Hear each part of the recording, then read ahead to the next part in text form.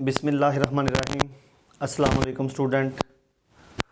Class 10th chapter 11 sound हम पढ़ रहे हैं। तो इसमें जो हमने पढ़ना है साउंड में वो हमारे पास है ऑडिबल फ्रीक्वेंसी रेंज। ऑडिबल क्या है? वो साउंड जो इंसानी कान जो हों वो सुन सकते हैं उसको होते हैं ऑडिबल। जो हमें सुनाई दे सके, जो आवाज़ हम सुन सकते हैं वो ऑडिबल हो। फ्रीक्वेंसी उसकी फ्रीक्वेंसी हो, मतलब उसकी फ्रीक्वेंसी हम कहें से नंबर ऑफ फ्रीक्वेंसी का number of vibration in time. यानी ये हमारे पास एक वाइब्रेशन हो रही है किसी टाइम के अंदर, और ये जो वाइब्रेशन हो रही है ये हम सुन सकें। जितनी भी वाइब्रेशन किसी टाइम में हो रही हैं तो वो वाइब्रेशन जो हम सुन सकते हैं वो ऑडिबल कहलाती हैं। यानी ऑडिबल फ्रीक्वेंसी ऐसी फ्रीक्वेंसी जो हमारे लिए काबिल समात हो तो हम कहते हैं ऑडिबल फ्रीक्वेंसी रेंज है। जैसे हमने इंटेंसिटी पढ़ा था कि इंटेंसिटी ऑफ साउंड क्या होती है, तो वो हमारा 10⁻⁻12 लेकर 1 वाट मीटर पर स्क्वायर। तो ये जो इंटेंसिटी थी, इस इंटेंसिटी के अंदर अगर साउंड हो तो वो इंटेंसिटी की जो साउंड जो होती है वो हम सुन सकते हैं। इसी तरह जो फ्रीक्वेंसी के रेंज है वो है 20 हर्ट्ज़ टू 20,000 हर्ट्ज़। यानी जो हमारी ऑडिबल फ्रीक्वेंसी वो जो हम मध्यम सी आवाज़ है वो 20 हर्ट्ज़ की, और हाई आवाज़ जो है वो 20,000 हर्ट्ज़ तक हम लोग सुन सकते हैं। 20,000 से लेस जो होगी, कम आवाज़ जो होगी, या 20,000 हर्ट्ज़ से जो इंक्रीज़ कर जाएगी तो वो साउंड जो होगी वो हम सुन नहीं सकते। यानी 20 से कम और 20,000 हर्ट्ज़ से ज़्यादा की फ्रीक्वेंसी की आवाज़ होगी वो हमारे कानों के लिए काबिल समात नहीं होगी। अगर हम देखें सूरज के अंदर हर वक्त केमिकल रिएक्शन होते रहते हैं, तो उन केमिकल रिएक्शन में अगर देखें तो जो उसकी जो सन में जो होते हैं रिएक्शन जो होते हैं उसकी जो साउंड होती है वो 20,000 हर्ट्ज़ से कई गुना ज़्यादा होती है। अगर सूरज की जो रिएक्शंस हैं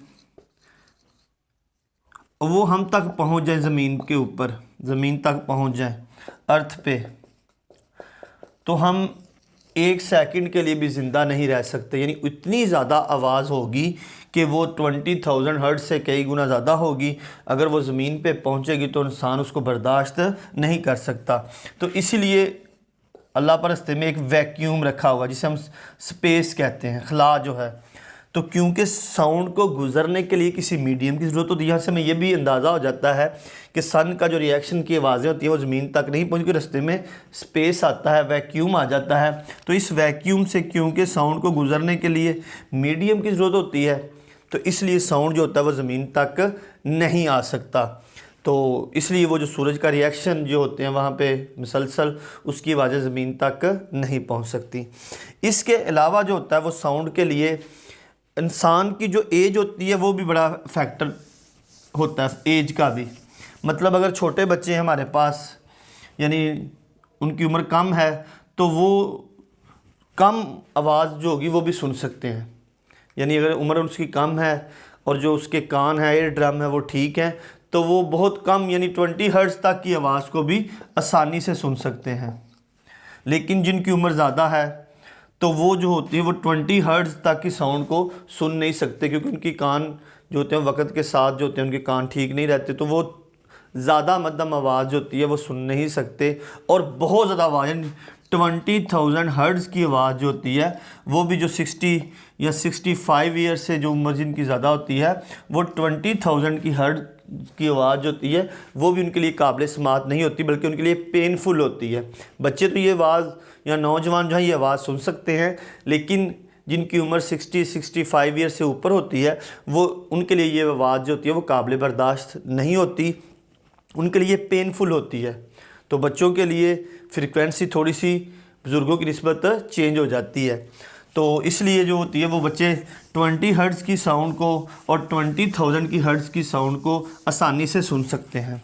अगर हम इसकी डेफिनेशन देखें, the range of the frequency which a human ear can hear, it's called the audible. The range of the frequency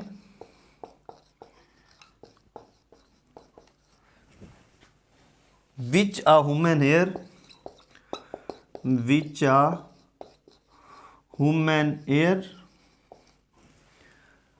can hear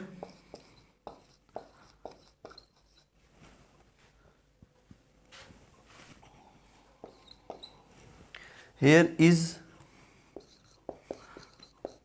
called audible frequency range.